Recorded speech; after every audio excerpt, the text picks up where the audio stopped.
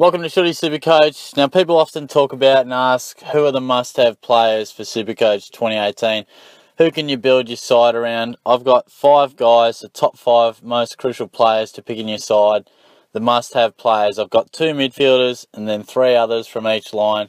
I believe you've got to have these guys and you can build your side around it. So this doesn't include rookies, obviously. We're talking starters, but this is my top 5 must-have players. I'll rank them 5 to 1. So in at number 5, we've got Heeney in the forward line, 536k, and I think you've just got to go with him. I've been a massive fan of him for a long time. Pumped him up in the player profile. I've spoken about him in the forward line stuff as well, and I just think it is tough to pick the forward line premiums this time around. There isn't a stack of confidence in a few guys, a few changing positions, where are they going to line up? Bit of a interrupted pre-season for some.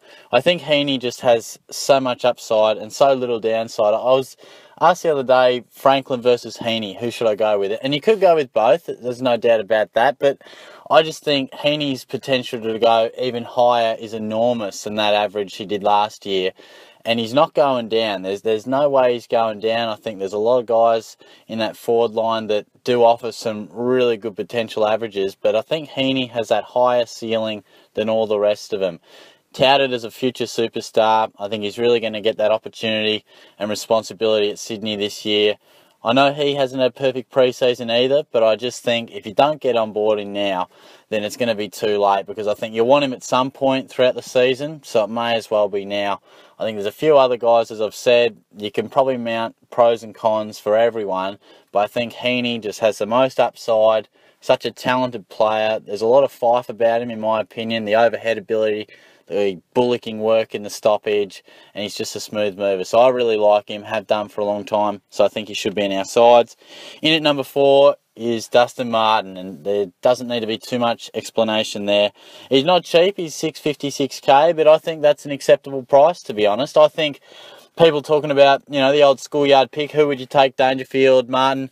It's not an easy selection to rank who is the best player in the game at the moment, but about 100k does separate them. So I think it's quite an easy choice to lock Martin in. He's in the prime of his career, producing unbelievable numbers. The pre-season has shown no signs that there'll be any sort of hangover from the Tigers or Martin himself. So I just don't see any reason that we can't pick him. He's clearly in the top couple of players in the game at the moment. He's just produced one of the best seasons we've ever seen.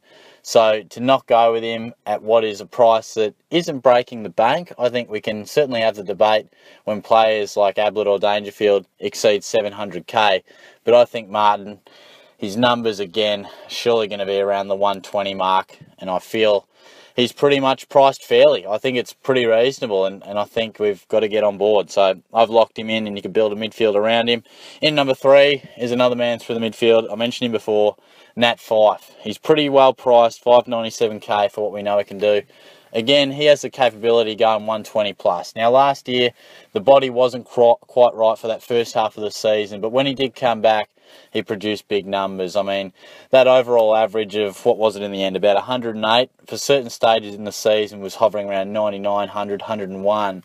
And then the back end of the season after he came back was just huge, back to the Fyfe of old.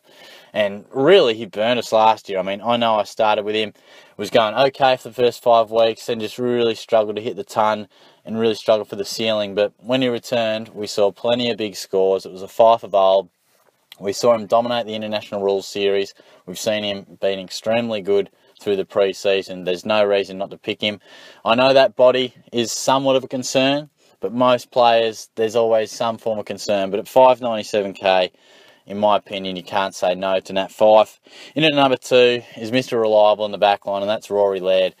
Backline is extremely tough to bank on premiums. Year on year, we see some guys maintain a level, but often we see the top few defenders.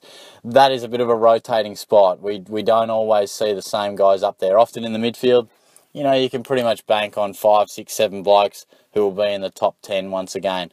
The backline is a bit of a revolving door. It's not always as easy to predict, but Laird is a man that I feel is as safe as houses. He just, at will, collects 30-odd touches. Okay, maybe he doesn't influence the game as much as some players' 30 touches, but that's all we need in the back line. Just consistent 90s, 100s, 110s. and I could just lock him in for a high 90s average, potentially 100, because he is one of those rare defenders that isn't playing through the midfield but can collect 35 touches. He just is always involved in so many links and so many chains out of that defence. So I think he's a really good option. Gets his odd intercept possessions, but he's just an extremely safe bet. And we debate over Hurley, we debate over Yo and this and that, and will they be premium status, rah, rah, rah. I think Laird's just a guy that you can go, yep, there's no arguments. I don't think I've heard anyone say or suggest that he's going to drop off, and there's good reason to that. He's about as safe a pick as you could ask for. And the number one man that we must have in our sides is clearly Max Gawn, the big fella in the ruck. 503k. Of course, last year he hurt us a bit with that body, got injured early, therefore we see his average down at 91. Clearly got early injury in the game. But he did come back and produce some pretty handy numbers when he did return. But we all know that 2016 season where he averaged 118. And look, he's been extremely impressive through the pre-season. Got through it well, been playing matches, and that's all we need to see. Again, the ruck is a difficult one to pinpoint. You've really only got two positions that you want to nail, but it is tricky because we talk Grundy, we talk Martin, where's Goldstein at? Is Jacobs the one to get? His Cruiser too expensive? What's Ryder going to do? We have all those questions, throwing Nankervis into the mix, where I think Gawn, as we've said throughout the pre-season, basically the discussion has been is who are you putting with Max Gawn in the ruck? So it's pretty simple. He's an enormous unit, a powerful player in the air, tap out, hit outs to advantage. He dominates that with his size, and he can rack up the ball for a big man.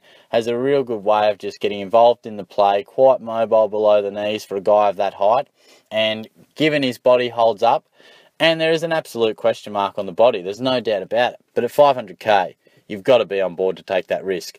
And if it goes wrong, if it goes pear-shaped and he does get injured, then as a collective, we fall on our swords. I mean, it's not going to hurt you, it'll be disappointing, but anyone who's taken this game seriously has Max Gawn, so therefore you'd want to be on, because if you miss the boat, you'll be well behind the 8 ball. So there's my 5 men that you've got to have in your side. Honourable mention to a bloke like Paddy Cripps. I think he's really nicely priced after injury last year too, and I'm a massive fan of him. But I must say that when I really had a look at it, I felt those 5 guys were clearly the pick of the crop. So they're my must-haves, as I always do. I will follow it up with the SuperCoach traps. I'll have that pretty soon. A few guys that we talk about often, but I feel are a bit of a trap. So I'll discuss that in the next couple of days, and I'll be back soon. Cheers.